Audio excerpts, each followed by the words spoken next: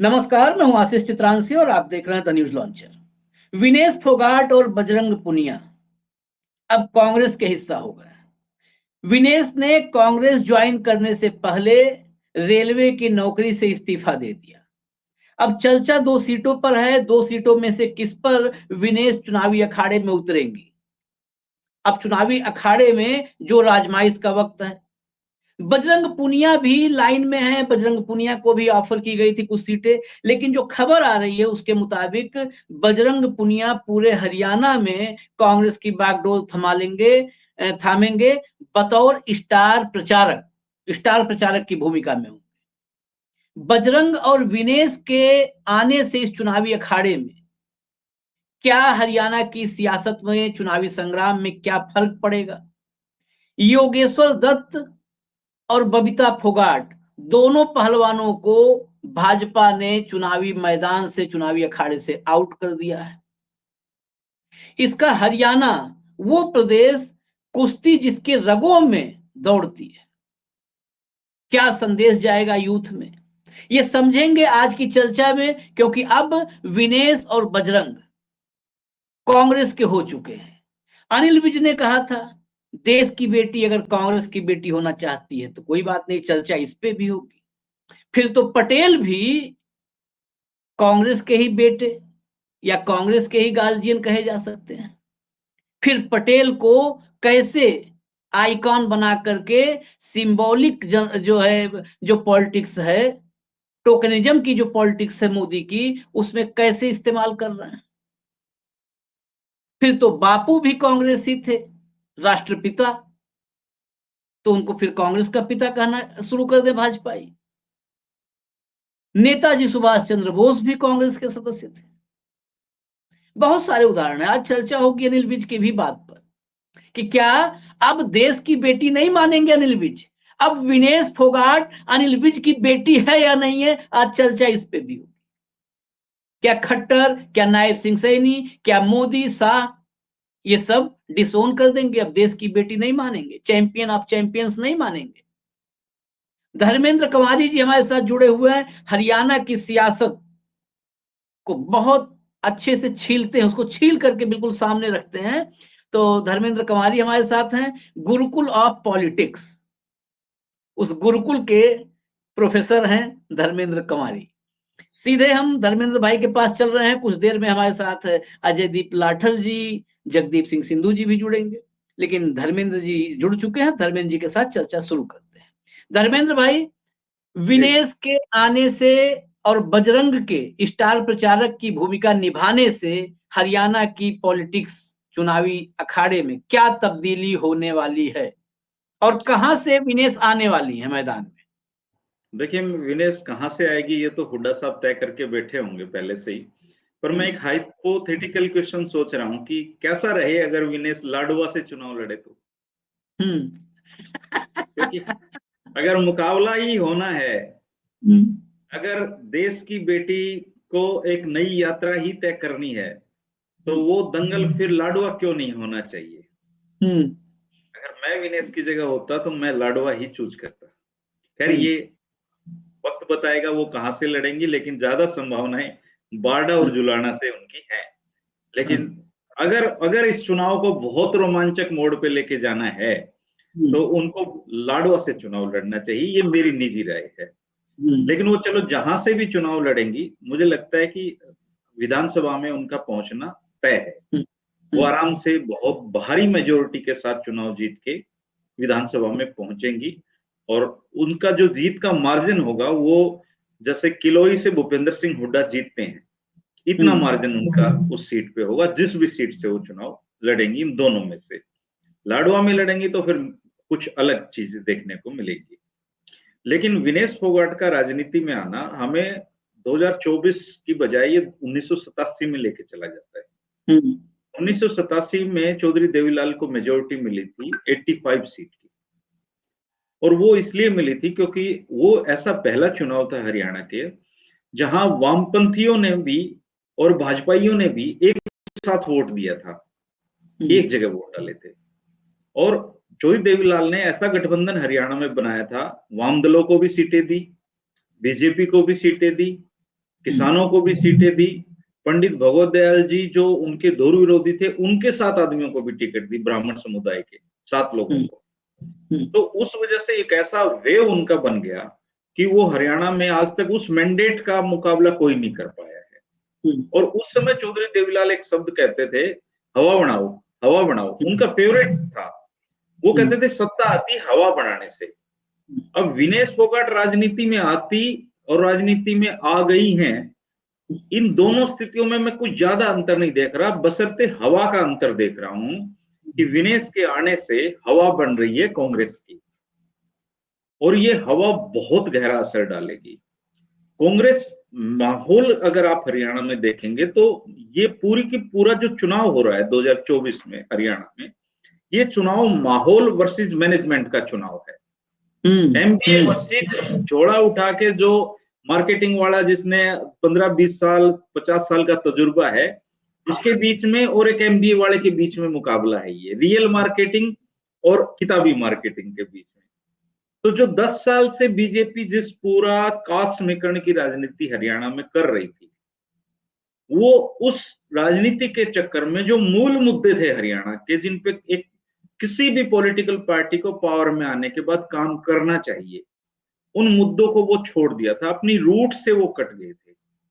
हरियाणा में भारतीय जनता पार्टी ने 10 साल से अपनी जड़ों को खोखला कर दिया, उसमें घुन बन के उसको खुद की जड़ों को चाटते रहे।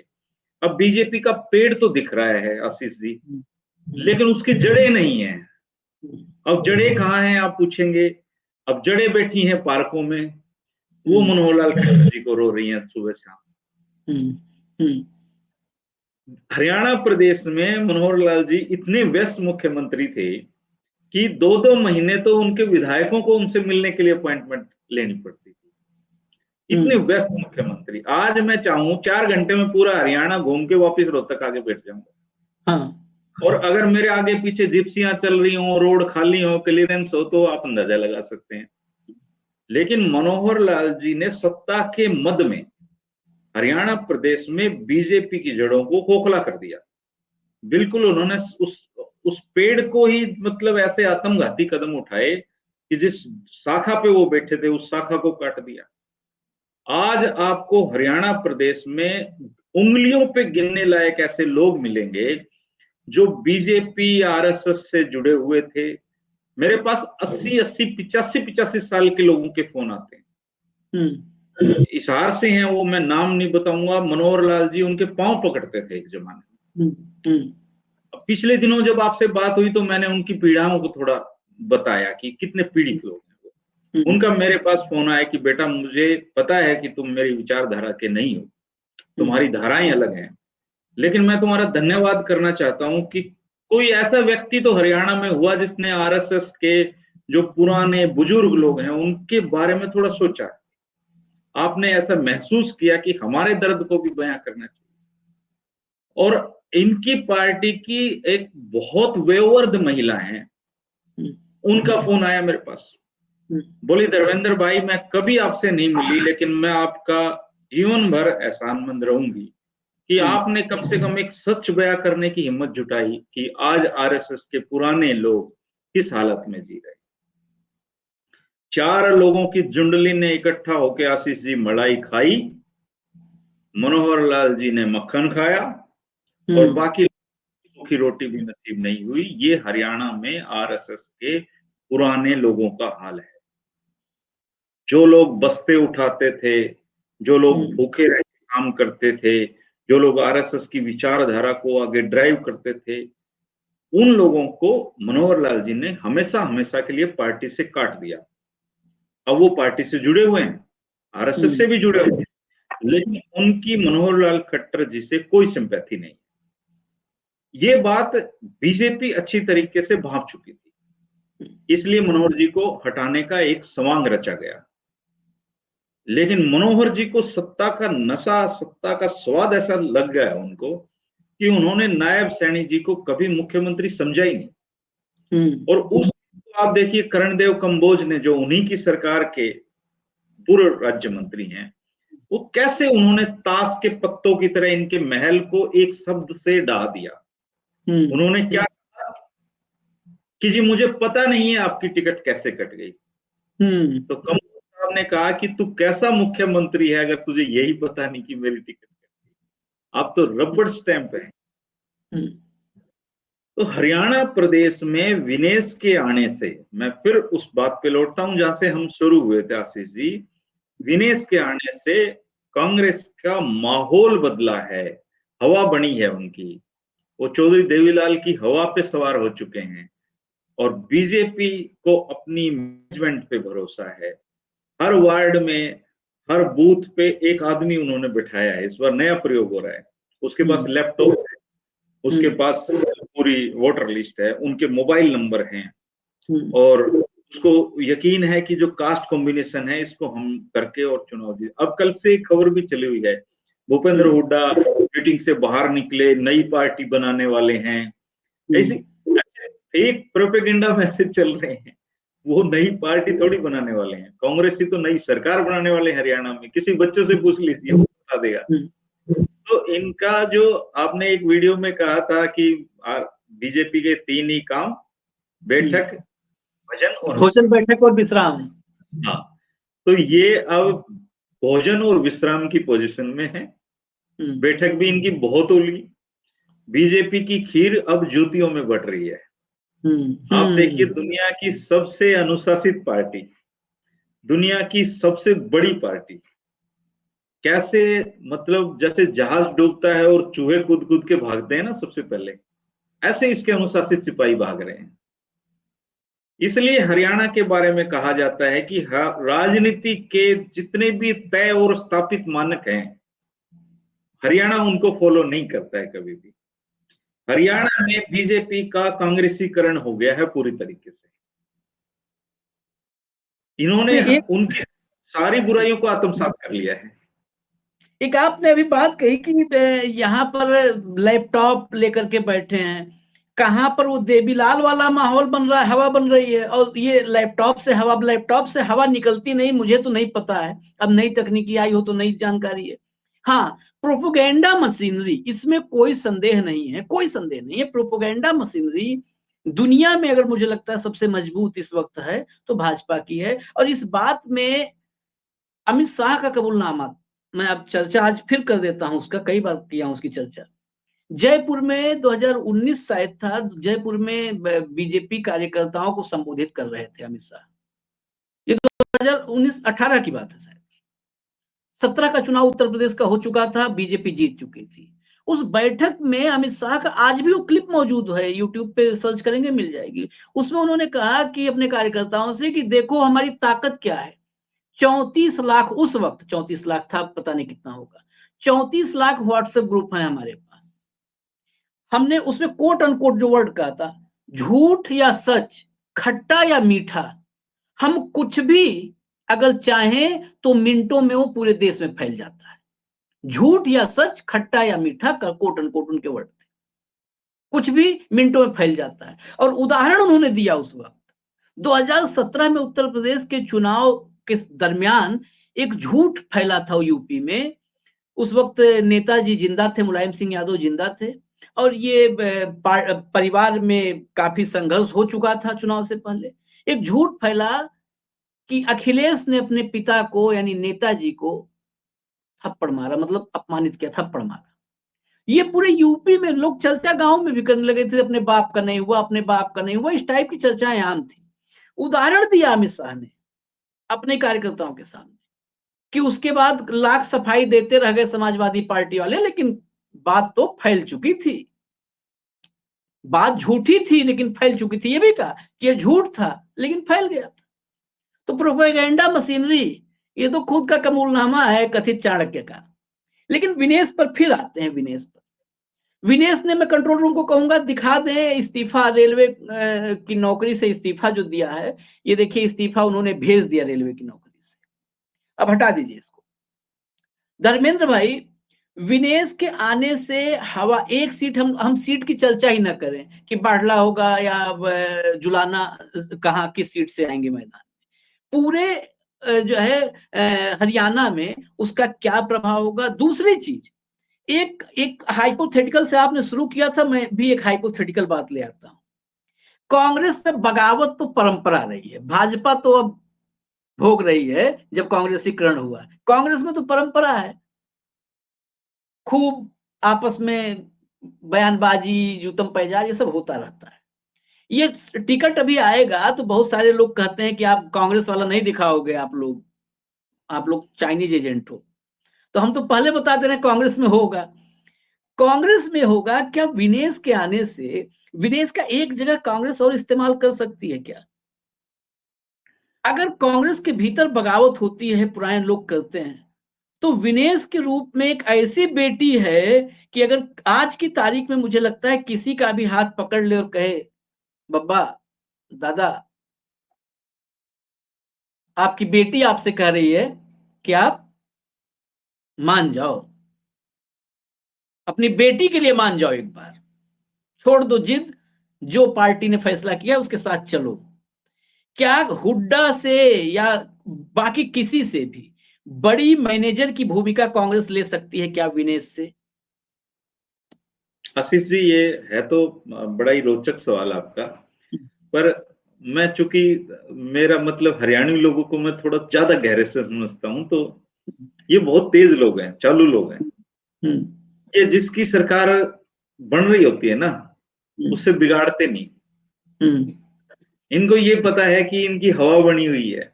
हालांकि हो सकता है कांग्रेस से भी मतलब करें कुछ, लेकिन मुझे बीजेपी के मुकाबले में कांग्रेस में इस तरीके की भगदड़ की जो संभावनाएं हैं मुझे कम लगती है। क्योंकि जो टिकटार्थी हैं, देखिए बहुत टेक्निकली बात है, ये 2500 लोगों ने 90 टिकटों के लिए फॉर्म भरा है। उन 2500 में से 1500 लोग कौन हैं? धर्मेंद्र कंवारी टिकट लेना चाह रहा था या आशीष जी टिकट लेना चाह रहे थे। मैंने अपने 20 बंदों के पैसे भर के फार्म भरवा दिए।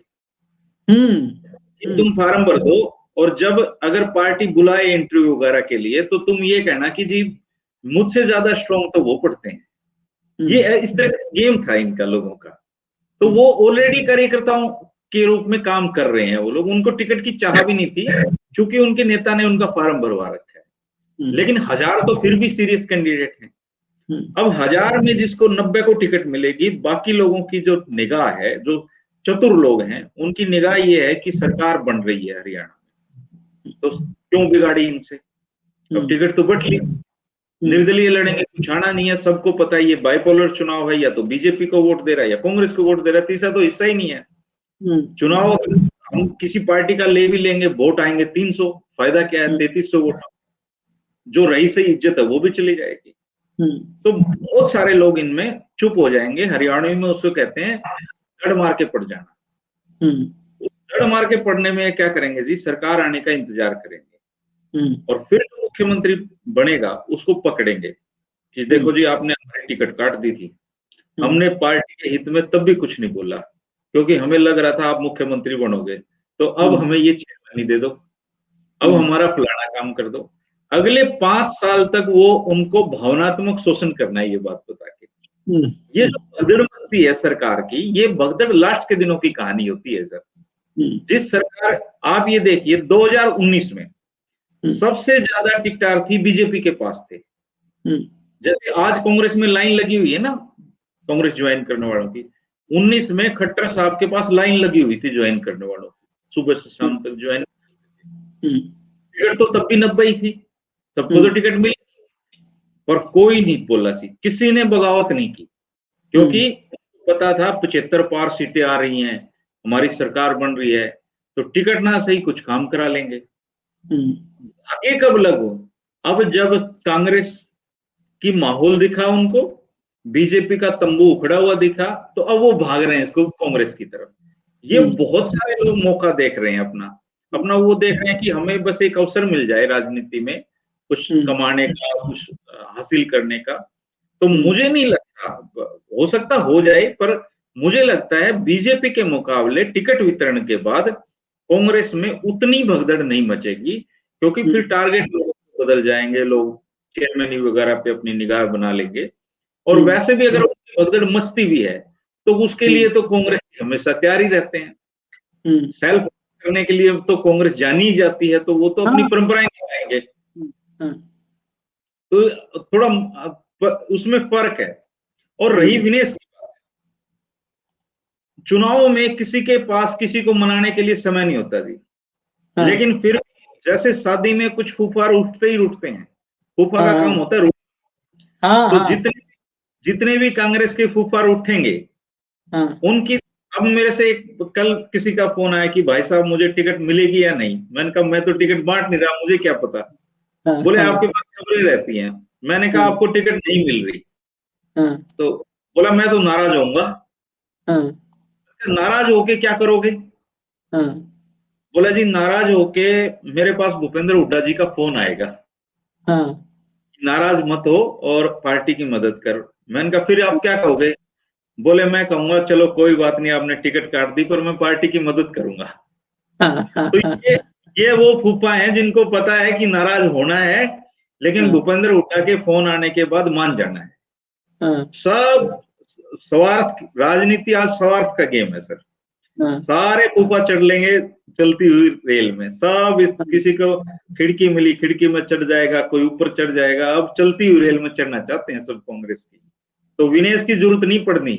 इनको शैलजा जी एक फोन करेगी ये मान जाएंगे, इनको भूपेंद्र हुड्डा एक फोन करेंगे ये मान जाएंगे, ये मानने के लिए तैयार बैठे हैं। लेकिन शादी में रिवाज होता है फूफा के रूठने का, हाँ, तो रूठेंगे जरूर, एक रूठेंगे जरूर। फोटोग्राफ, मैं कंट्रोल रूम को कहूंगा फोटोग्राफ दिखा दें।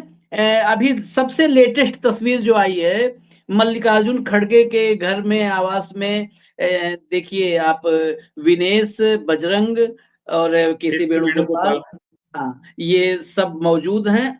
अब ये जो है ये सबसे लेटेस्ट तस्वीर है, और इसके साथ ही अभी मैं एक ट्वीट भी दिखा देते हैं जो रेलवे की नौकरी छोड़ने के बाद उन्होंने ट्वीट किया है। भारतीय रेलवे की सेवा मेरे जीवन का एक यादगार और गौरवपूर्ण समय रहा है।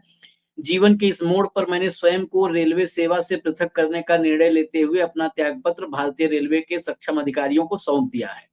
राष्ट्र की सेवा में रेलवे द्वारा मुझे दिए गए इस अवसर के लिए मैं भारतीय रेलवे परिवार की सदैव आभारी रहूंगी। ये त्यागपत्र भेजा, और फिर ये लेटेस्ट तस्वीर जो आपके सामने आई वो दिखा दिया। एक मैं अभी सोशल मीडिया आपसे चर्चा करते करते मैं देख रहा हूँ, सोशल मीडिया पर एक और प्रोपोगेंडा सेट किया जा रहा है। एक छोटी सी क्लिप साक्षी की लगा करके, कि साक्षी खुश नहीं है जो हो रहा है इससे, साक्षी राजनीति में नहीं जाना चाहती थी, उनके साथ कांग्रेस ने धोखा किया है, विनेश और बजरंग का इस्तेमाल कर लिया, साक्षी को छोड़ दिया। एक ऐसा नैरेटिव, एक नया प्रोपोगेंडा रचा जा रहा है। जरा इस पर एक आखिरी टिप्पणी आप कर दीजिए, फिर चर्चा खत्म करें। देखिए कुछ तो काम करेंगे, ऐसा नहीं है। बीजेपी ने, वो कहते हैं ना कि अब तुम्हारे मर्दों ने क्या चूड़ियां पहन रखी हैं, तो बीजेपी ने क्या चूड़ियां पहन रखी हैं जी, वो कुछ तो करेंगे। भूपेंद्र हुड्डा से पूछा जी शैलजा जी तो ये कह रही थी, बोले भाई शैलजा हमारी पार्टी की बड़ी नेता है, आप, वो बहुत बड़ी राजनेता है, तो वो अपने समर्थकों के लिए टिकट मांगेंगे, इसमें बुरा क्या है? तो जो कांग्रेस है उसको सत्ता में कोई यूं ही थोड़ी आने देगा जी। बीजेपी जो कर सकती है, बीजेपी के पास, वो अमिताभ बच्चन कहता है ना, मैं तुम्हारे पास क्या है, वो कहता है मेरे पास माँ है। तो बीजेपी के पास प्रोपेगेंडा है। बीजेपी के पास, बीजेपी तो प्रोपेगेंडा का इस्तेमाल करेगी, लेकिन ये तो बहुत छोटा प्रोपेगेंडा है। कल को वो, ये जब यहाँ आएगी, वो साक्षी इनके साथ खड़ी मिलेगी आपको, तो वो तो एक सेकंड में प्रोपेगेंडा ध्वस्त हो जाएगा इनका। लेकिन इनके तर्कस में बहुत तीर हैं। युद्ध में जाने से पहले आदमी बहुत तैयारी करके जाता है।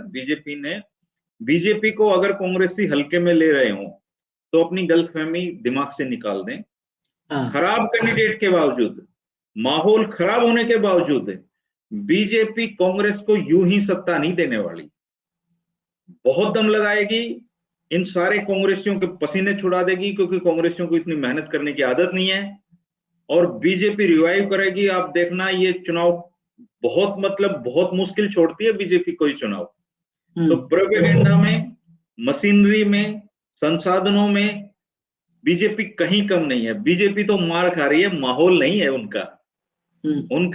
अगर थोड़ा सा भी काम किया होता ना मनोहर जी ने, थोड़ा सा भी, मतलब हरियाणा के बारे में दिन में से 2 ही घंटे सोचा होता, तो आज कुछ अलग स्थिति होती।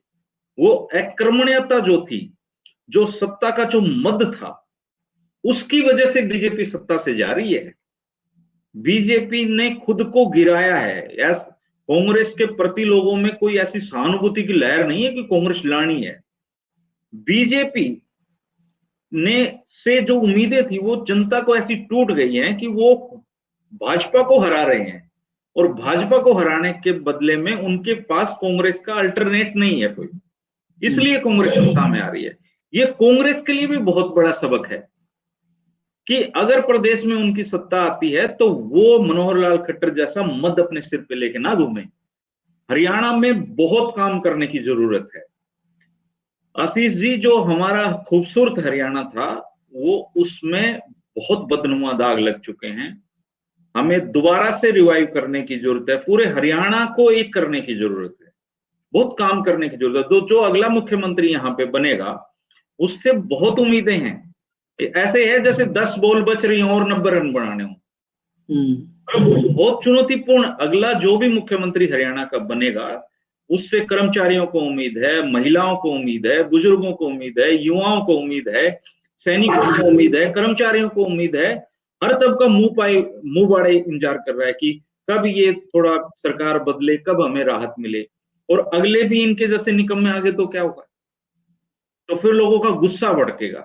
तो कांग्रेस के लिए अगला जो समय है बहुत चुनौतीपूर्ण आने वाला है। उसके लिए उनको तैयार रहना चाहिए, और ये मान के अगर कांग्रेसी बैठ गए कि हमारी तो सरकार आ रही है जी, इस गलतफहमी में कांग्रेसियों को नहीं रहना चाहिए। बीजेपी सत्ता से यूं ही नहीं चली जाएगी, वो बहुत दम लगाएगी, उसके पास रणनीति होगी, वो बहुत कुछ करेगी। तो ये मुकाबला जो है आशीष जी बहुत चुनौतीपूर्ण है, और कांग्रेस को मेहनत करने की जरूरत है। बहुत मेहनत चाहिए कि चुनाव में जीतें। इसीलिए ऐसे ही बेलाग टिप्पणी के लिए ही हम धर्मेंद्र कुमारी जी को खोजते हैं, उनको उनका टाइम निकलवाते हैं, क्योंकि बिल्कुल सीधा सपाट।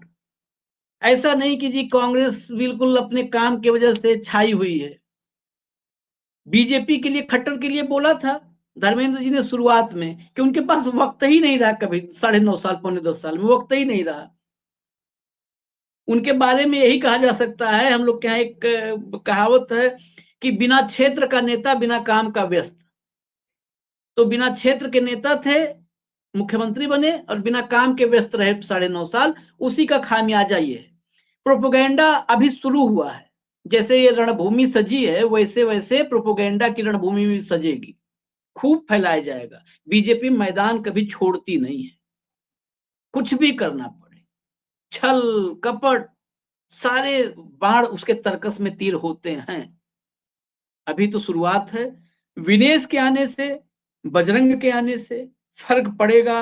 वो ताऊ देवीलाल वाली बात भी याद रखिएगा। हवा, और हवा चुनाव में बहुत महत्वपूर्ण होती है। हवा ही चुनाव बनाती है और बिगाड़ती है। तो नजर रखेंगे। विनेश और बजरंग दोनों कांग्रेस में आ चुके हैं, लेकिन फिर भी मैं एक बात कहूंगा आखिर में कि विनेश आज भी देश की बेटी है। जो लोग कांग्रेस की बेटी कह रहे हैं, उनको ये ध्यान रखना चाहिए कि उन्होंने योगेश्वर दत्त के साथ और बबीता फोगाट के साथ क्या किया है। अलबत्ता 2 चुनाव हारे थे योगेश्वर, लेकिन योगेश्वर भी देश का बेटा था। उसको तो भाजपा ने अपना भी बेटा नहीं माना, डिसोन कर दिया है। वो 89 सीट पे लड़ लेते, देश का बेटा था। 1 सीट हारने के लिए ही योगेश्वर को दे देते, लेकिन नहीं हो सका आपसे। तो अब देश की बेटी को कांग्रेस की बेटी कह करके आप फिर से विनेश का अपमान मत कीजिए। पहले जितना अपमान किया है, हरियाणा के दिल में वो आग है, और उसी वजह से हवा बदल रही है विनेश के आने से। इजाजत दीजिए। हरियाणा की सियासत की या चुनावी संग्राम की भीतर की खबर होगी, हम वक्त निकलवाएंगे, धर्मेंद्र भाई को लाएंगे, आप तक पहुंचाएंगे। इजाजत दीजिए, नमस्कार।